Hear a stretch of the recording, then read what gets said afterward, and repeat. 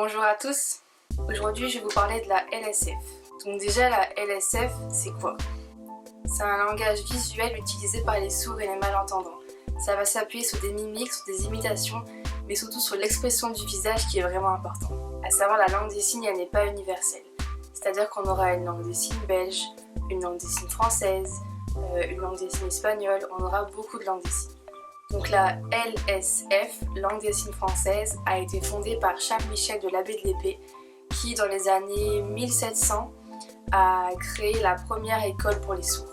A savoir, je ne parle pas couramment la langue des signes, je sais communiquer avec un sourd, avoir une discussion avec eux, interagir avec eux, mais de là à dire que je parle couramment, je ne pense pas. J'ai commencé à apprendre la langue des signes en seconde dans mon lycée qui proposait cette option pour le bac. Je suis vraiment arrivée en mode découverte, je connaissais vraiment rien à la langue des signes. Donc pendant 3 ans, j'ai donc appris la langue des signes. J'ai commencé par les bases et après c'est devenu un peu plus complexe. Après je trouve que j'ai appris assez rapidement. C'est vrai, ce qui m'a aidé ça a été d'aller dans des cafés signes, de rencontrer des sourds et de pouvoir communiquer avec eux. Donc arrivé le jour du bac, j'étais pas tant stressée que ça. Je me suis dit, allez Amandine, profite à fond, t'y vas à fond et tu t'amuses.